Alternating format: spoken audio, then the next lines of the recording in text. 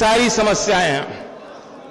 मैं एक मांग रखना चाहता हूं, क्योंकि जब अच्छे दिन आते हैं, जब पवित्र दिन होते हैं, जब त्योहार होते हैं, और आज चौई साहब की हम लोग जयंती मना रहे हैं, तो हम लोग संकल्प भी लें।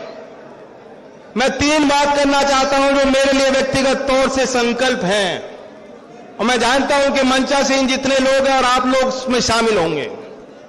पहले मैंने कर्जे की बात कही। आपको मालूम है पिछले 5 वर्षों में 10 लाख करोड़ रुपए बड़े लोगों के माफ हुए हैं। 10 लाख करोड़।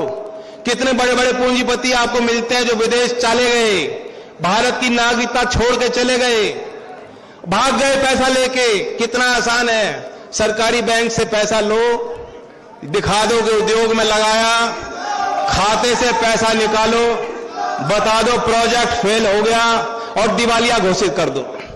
जब वो दिवालिया घोषित कर देता है तो उससे कोई वसूली नहीं हो पाती है। किसानों के पास ऐसा कोई तंत्र नहीं है।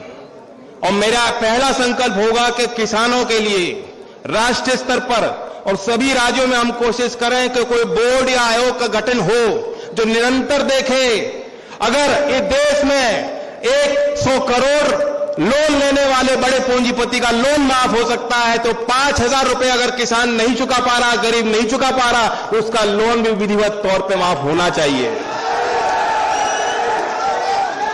दूसरी बात, धर्मेंद्र जी, सचिन जी, जो नौजवान हैं, वो नौजवान की उम्मीद समझ सकते हैं, नौजवान की भाषा समझ सकते हैं, नौजवान के सपनों को जानते हैं। आज देश में नौजवानों को, और खास तौर से राजनीतिक क्षेत्र में, यह बताया जाता है तुम्हें वोट देना है।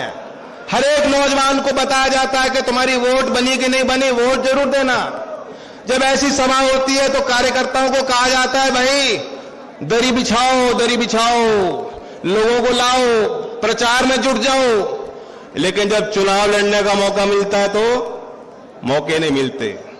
खुशी हुई देखकर निर्मल जयपुर से चल के एक नौजवान, प्रतिभाशाली नौजवान आपके बीच आए।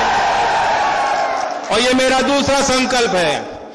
संसद के इस सत्र में जो अभी चालू है, मैंने निजी विधेयक पेश किया। मेरी मांग है, सुन लीजिए, अगर देश में 21 साल में नौजवान प्रधान बन सकता है, पार्षद बन सकता है, सरकारी अधिकारी बन सकता है, शादी कर सकता है, बच्चे कर सकता है, वोट कर सकता है, बड़े फैसले ले सकता है समाज के लिए, तो उसे विधानसभा में, विधान पालिकाओं में और देश की संसद में भी जाने का अधिकार मिलना चाहिए।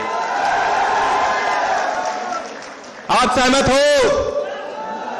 जितनी पॉलिटिकल पार्टीज हैं विपक्ष की, 2019 में कांग्रेस पार्टी ने भी इसका समर्थन किया था, समाजवादी पार्टी के उससे भी समर्थन इस विषय को प्राप्त हुआ था। और हम उम्मीद करते हैं कि सदन में जब भी मसौदा तैयार होगा, आगे बढ़ेगा, तो विपक्ष की पार्टियां, क्योंकि मोदी जी कहते हैं कि मैं नौजवानों को सबसे बड़ा नेता हूं देश में, उन पे हम लोग दबाव बनाएंगे ताकि केंद्र सरकार भी इस नीति को आगे बढ़ाए। तीसरा संकल्प जो मैं कहना चाहता हूं, जो बहुत बड़ी बात है, वो बराबरी। जब से देश में संविधान लागू हो गया और आपकी एक एक वोट बन गई, तो हम बराबर होने चाहिए।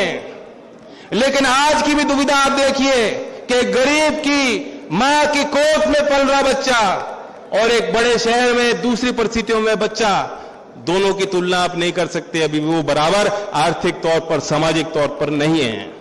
ये देश में आरक्षण व्यवस्था है, लेकिन निजीकरण के दौर में ये सब जो जान चुके हैं कि सरकारी क्षेत्र में उतनी नौकरी, उतना रोजगार नहीं मिलने वाला, लेकिन निजी क्षेत्र में सारी व्यवस्थाओं का लाभ आपको नहीं मिल पाता। आपने कभी जांच की है कि देश में जितने बड़े उद्योग हैं, जो अपर मैनेजमेंट है, जो ऊपरी तौर पे जिनके हाथ में बागडोर है, जो बड़े फैसले कंपनियों में लेते हैं, वहां कितनी महिलाएं हैं? नहीं है। कितने गांव के बच्चे हैं? नहीं है। कितने अनुसूचित जात और जनजात के बच्चे हैं?